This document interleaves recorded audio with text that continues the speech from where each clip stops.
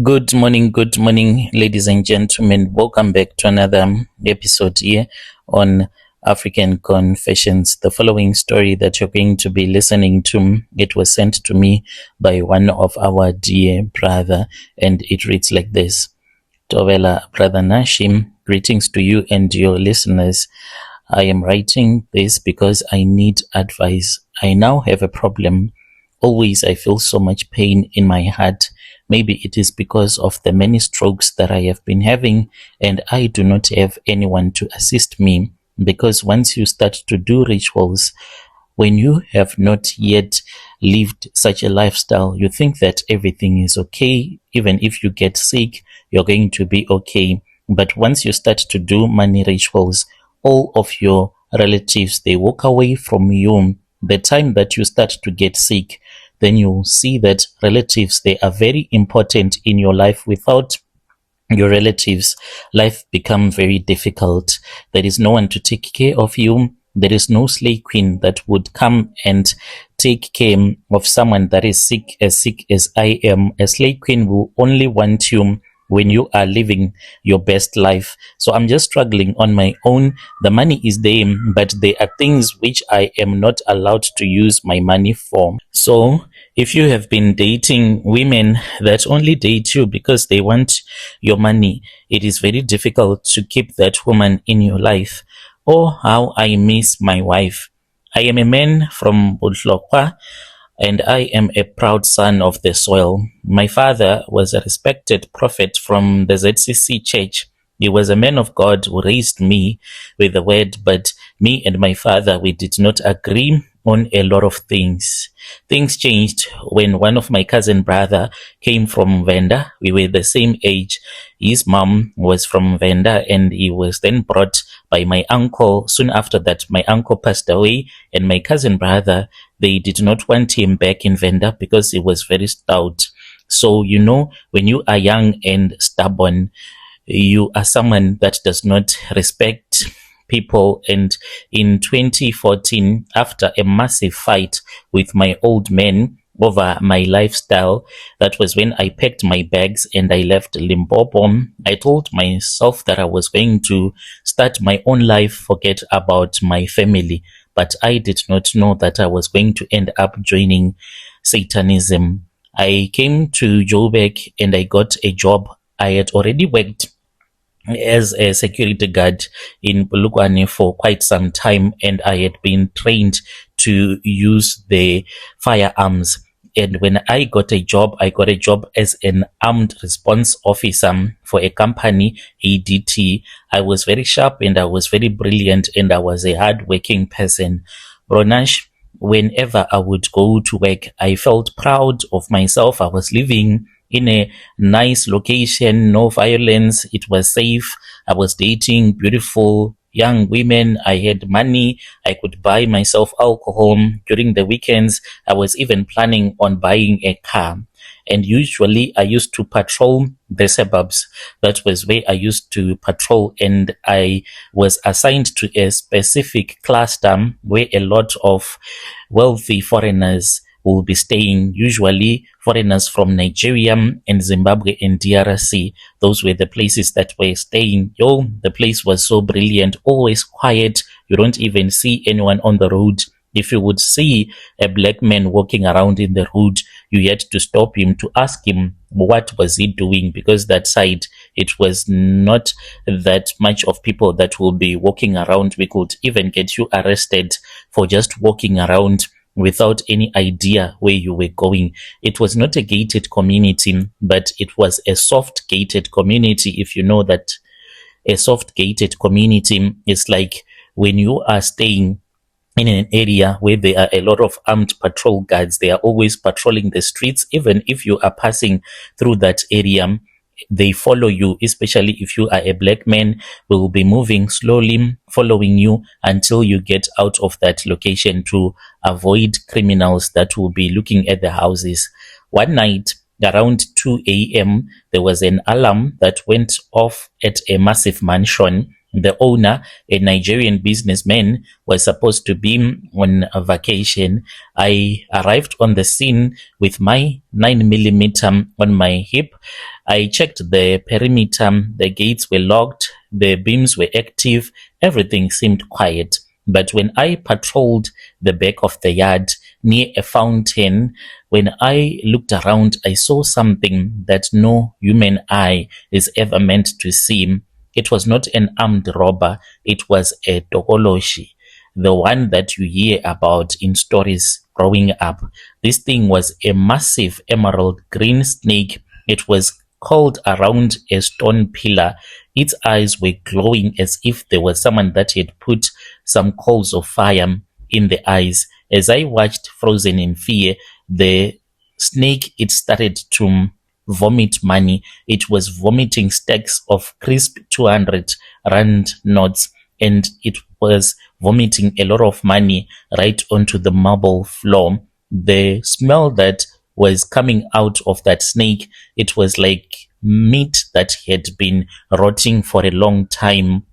I kept on watching. It did not even see me. My knees gave out because I started feeling dizzy and my knees were really weak. That was when I felt my heart stopping. It was no longer beating, and I felt some coldness that entered into my body through my toes and my fingers. Then everything went black. When I woke up, I was not in the yard, but I was inside the house, lying on a leather couch. Standing over me was this other man who said that he had been called by the owner of the house, the Nigerian man. He was not angry. He was calm. He was sitting. Then when he saw that I was woken up, then he came and he stood close to me and he looked at me and he said, "My friend, you have seen the secret of this house. In my country, we say that once you see something like this, you are never supposed to go back to becoming a common man. You have two choices. You stay in this house as part of the family, or you are going to start running mad. Once you get out of that door, you return back to your car, you'll start running mad, and you are going to kill a lot of people with this gun that you have, including the vehicle." It meant that I was going to drive into traffic, shoot at people until I would have killed myself or would have run away, continued running mad. Bro Nash, I was terrified. I thought of my father in Botlokwa, and my father and I, we hated each other. He said that I was a failure, and here I was being told that they were going to give me a lot of money. Like, gents, who doesn't want money? I agreed, and then I took the oath. I did not know that the oath that I had taken, I had written a contract with the blood of those that I loved. The Nigerian man told me that the wealth that I was about to receive was a loan from the master in Nigeria, but I did not know much about this loan that he was talking about. All that I wanted was money. What I did not know was that I was going to make a lot of money until 2035. That is the date of the year that I'm going to die. And by then, you know, when you are being told that you will die in 2035 and this is still in 2014, we were about to enter into 2015, it seemed as if it was like forever, and I would have been an old man by then. I was young and I was greedy. When they took me to another house in Midrand, they made me to sign my name in a black book, and they made me to drink real human blood from a wooden bowl. Within a month, I had resigned from ADT. Suddenly, I was a businessman. I was assisted by another South African guy who was also an occultist who dealt in tenders. He said that his company was always getting tenders because the eyes of those that approve these tenders, whether you are white or Indian or colored or black, you will possess you the time when you are approving, you will select his company instead of selecting other companies. And then I started to apply for my own tenders. I had money. I bought a black Mercedes-Benz ML63, the big one, the V8. I bought a lot of Italian suits, one that my father was buried whilst he was wearing I sent it to him when I started making money. I was making a lot of money, but then the news came from Botlokwa. My father, the prophet, he had been sick, and he had been sick for a little while. This was after I had started making money. But before that, my dad, he was like made out of iron. He had never been sick in his life, but he just collapsed. He died whilst he was praying. And when I heard that my father had passed away after I had sent him the suit, I knew immediately that my father, the way that he had died, it was because of me. I then went to the funeral. This was the most difficult part because I was called by the grandmaster. He told me to go to the funeral. I was going to be accompanied by three other Nigerians. All of them, they had their own cars that they had bought. We were all dressing the same thing. I'm South African, but I was dressing as if I was a Nigerian man, like a Nigerian prince. When I arrived in Botlokwa, my relatives were shocked. They saw that I was with these Nigerians and I was dressed up as if I was not a South African, but like a Nigerian man. I saw my father's coffin, but I really did not even care about the way that my other siblings were crying over our father. I had already started making money. I returned back to Josie, but it was very difficult. After the funeral, I thought that the sacrifice was over. I thought, okay, the old man is dead. He was going to die anyway. Now I can enjoy my life. I married a beautiful woman, and this woman, she loved me a lot, and she was someone that came from Botlokwa as well. We went to the same school, and she had been staying here in Joburg, and she was working. I had loved this girl from primary school. I had a crush on her. And when I approached her, she was shocked. I told her that I had started a company and I was doing well. She left the man that she had been staying with, and then we started staying together. We got married and we started living in a house in Pretoria. I can say that these were the best times of my life, even though I had the habit of sleeping around with other women, those ones that you call the slave queens. But I did not even know that I was supposed to keep on making more sacrifices. The devil will never get full, no matter how much blood you give to him. When my wife got pregnant, I was happy. When you start a business as a man, you are telling yourself that you are creating this business and you will leave it to your children. My wife was pregnant. I was happy because I was about to leave a legacy behind. But the pregnancy, when it happened, the nightmares started. I would wake up and I would see myself handing over the child that my wife was carrying to a snake. By then, I did not know that the neck chain that I had been given, that was from Nigeria, and I did not like to wear it because it was too big for me. Those thick ones that hip hop guys love to wear. That was the one that was brought for me from Nigeria. I did not know that it was a snake. When it came time for her to give birth, things went wrong. The doctors did not even know what was happening. They said that she was healthy. The baby was supposed to be healthy, but during labor, and she died in a private hospital with all the medical care and attention that they had been giving to her. Her body just gave up and she faded away. She died on the table and the baby died a couple of hours after that. The nurse said to me something that haunts me to this very day. There was a black nurse as well as other colored nurses that were there. Then the black nurse said to me that when my wife was passing away, she was whispering and saying that the snake is here, the snake is here for the child, as she was dying. And she said that I was not supposed to discuss this with any other personnel at that hospital because it could get her fired. That was when I realized the truth. The contract that I had signed in 2014 was not just for my father's life, it was for everyone who carried my blood. And that is how I joined this Nigerian cult. I joined a cult that I do not even understand to this very day. Now, Brother Nashim, I am not the man that I used to be. I live indeed in a big house here in Pretoria. Life, I can say that For someone who sees my house from the outside, you can think that this is a nice house. I am surrounded by people that have money. And when you are living in such a neighborhood, you do not have a community where you can share your problems with. Everyone is always in their house doing their own stuff, locked up in their own little lifestyle. And I am always alone. I have started to see things that have been happening in my life, things that are so scary to even discuss about.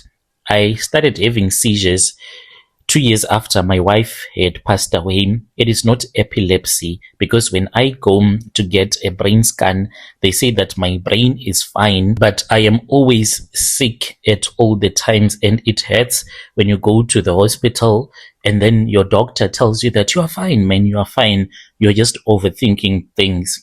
When these seizures hit me, I don't shake like what most of the people do. I just go rigid, and I feel as if my bones, they are being crushed by something that is very heavy. And I see this happens in my mind.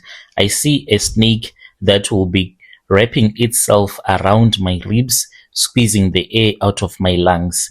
It is very painful. I have some medication that I was given because they say that I am someone that is seeing things that are not supposed to be there. It's like it is my mind that is creating these visions. So I was given some medication for one of the condition that the doctors say that I have. They say that I have schizophrenia, but no, that is not what I have, because I know what I did and the visions that I see, even though the doctor says that you cannot have such visions of you being squeezed by a giant python.